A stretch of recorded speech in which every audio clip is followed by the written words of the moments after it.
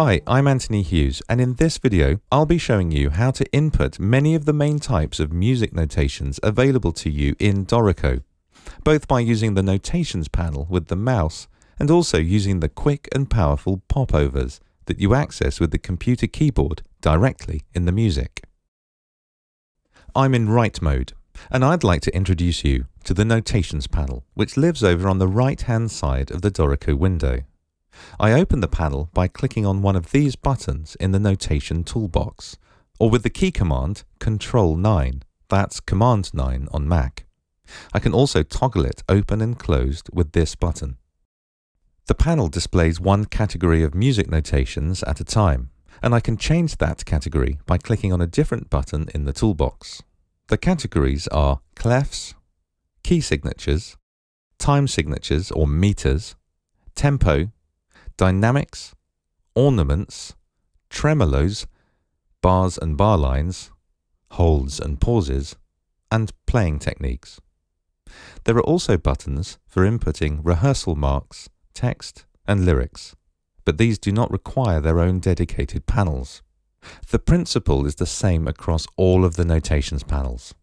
Within each category, similar musical items are grouped into sections that can be expanded or collapsed.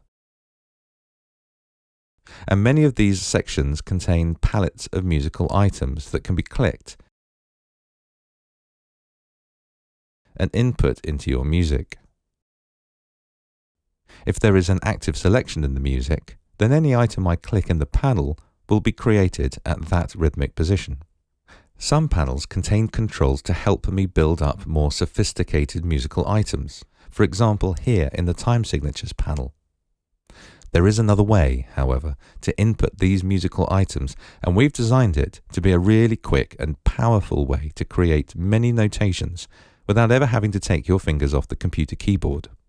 Each category has its own popover that you type text into, and when you press enter, Dorico can recognize what you've written and automatically convert it to a musical object. You summon the various popovers by holding down the Shift key and pressing a different letter for each category. So, with something selected in the score, if I type the key command Shift-C, I get the clefs popover. I can tell it's the clefs popover by the icon here that matches the button over in the Notations toolbox. Then I simply type something such as tenor, press enter, and Dorico inputs a tenor clef for me. Dorico often recognizes different ways of referring to the same items. So, for example, I can also type F to get an F clef, or bass clef, as it's often known.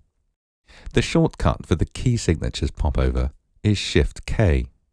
Here I can type, for example, an uppercase G for G major, or a lowercase g for G minor. I can type 3S for 3 sharps, or 4F for 4 flats. The tempo popover is summoned by Shift-T.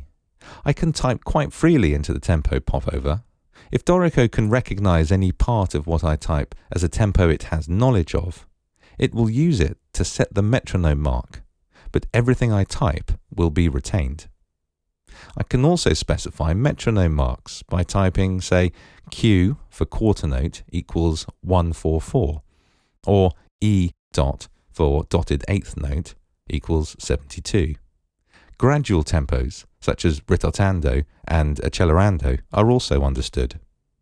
Because we utilize the key command Shift-T for tempo, when it comes to time signatures, we use the key command Shift-M for meter.